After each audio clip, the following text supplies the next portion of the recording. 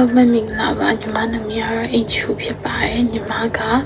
Helix မှာရင်းစီတက်ခဲ့ပြီးတော့2024အောက်တိုဘာနိုဝင်ဘာမှာဖြည့်ပြီးခဲ့ရပေါ့နော်ညီမပြီးတော့ final exam မှာ PSI Excellence Award ရခဲ့ပြီးတော့ accounting မှာလည်း150မှာ138မှတ်နဲ့ညီမဝါဟရရခဲ့ပါတယ်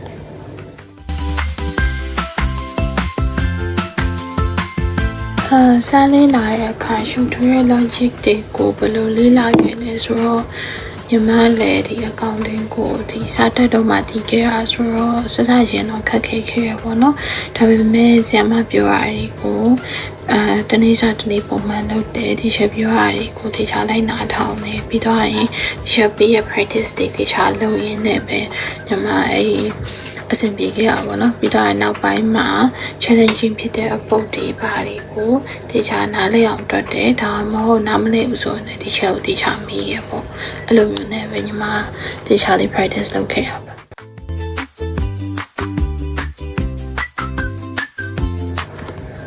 ခက်ခဲတဲ့ problems တွေကိုမအောင်ဘယ်လိုလေ့ကျင့်ခဲ့လဲဆိုတော့အဓိကကတော့ညီမ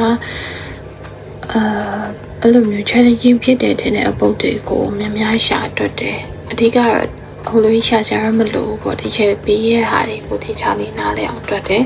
နားမလဲလို့ဆိုရင်လည်းကိုပင်နားမလဲရတယ်ကိုဗတာအပြင်ဒီချာမေးရပေါ့မေးပြီးတော့အဲ့နားမလဲတာကိုဒီချာလေးကိုဗတာကိုပြန်ပြီးတော့လေးလာရဲတကယ်လို့လုံးဝမရခဲ့ဘူးဆိုရင်တော့ဒီချက်ကိုတမ်းမိရပေါ့အဲ့လိုနဲ့ပဲညီမ practice လုပ်ရင်းနဲ့ဒီ challenging ဖြစ်တယ်ဆိုတော့အပုတ်တွေကိုလည်းညီမလုံနိုင်ခဲ့ရပေါ့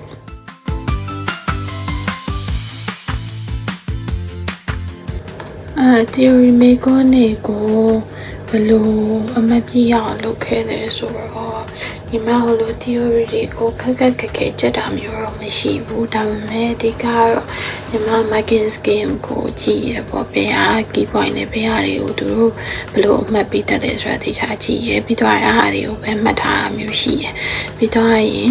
အဲ့လိုမှတ်ထားတဲ့အတွက်ကြောင့်မလို့ဘယ်လိုမေးခွန်းမဲလာဘယ်လိုပုံစံနဲ့ပဲလာဒီလိုမင်းဒီလိုဖြေရမယ်ဆိုတာမျိုးပို့ပြီးတော့သိရပေါ့နော်ချက်တာတက်စားရင်တော့ညီမရောတေချာနားလေးအောင်လုပ်ပြီးတော့မှတ်ထားမျိုးတော့ပို့ပြီးတော့အပီးရ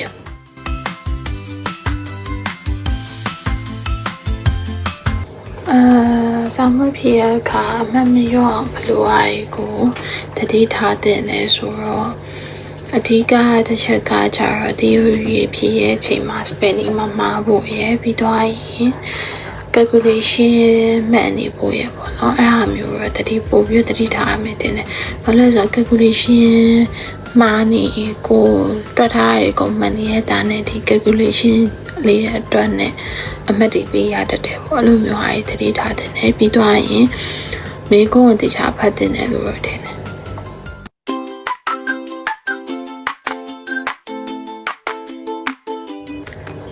first paper ကိုဘယ်နှစ်စာလောက်လုပ်ခဲ့လဲဆိုတော့2016ကနေပြီးတော့2024မိချွန်အထိ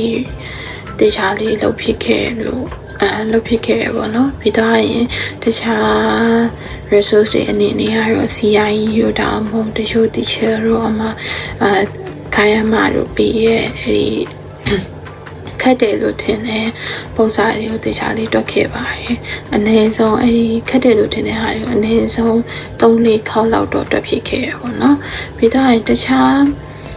website တွေ resource တွေအနေနဲ့ညီမမှရမရှိဘူးညီမအနေနဲ့ကဒီ past paper ကိုပဲအားကိုးခဲ့ရဆိုတော့လေအဲ့လိုမျိုးဒီ cherry pay practice တွေတွက်ပြီးသွားတဲ့အချိန်ကျရင် past paper တွက်ဖို့အပိုလွယ်တော့မျိုးရှိရပေါ့အဲ့ဒါကြောင့်ညီမတခြားဟိုလို note တွေပါတယ်ဟိုတော့ website တွေမှာတော့မရှာဖြစ်ခဲ့ဘူးဒါပေမဲ့ဆောင်းဝဲနိုင်နီကိုဗတာကိုတော့ note တွေထုတ်ဖြစ်ခဲ့ရပေါ့နော်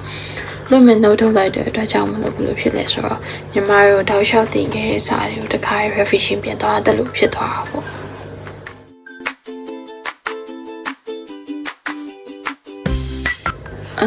ကောင်းတဲ့ဖြစ်မဲ့လူတွေဘယ်လိုအကြံပေးချင်လဲဆိုတော့မိကုန်းတွေ့ပြီးတော့မလန့်သွားပါနဲ့လို့ပြီးတော့ calculations တွေတခြားစစ်ပါလို့ပြီးတော့ရင်မရအောင်ထင်ပြီးတော့ခြံကြီးဟာမျိုးမလုပ်ပါနဲ့လို့ကိုဗတာကိုမှန်တဲ့ထင်တာလေးဖြည့်ခဲ့ပါလို့ပြီးတော့မရှမ်းပါနဲ့ပေါ့အဲ့လိုမျိုးစိတ်အေးထားပြီးတော့တွက်ပါလို့ပြောချင်ပါတယ်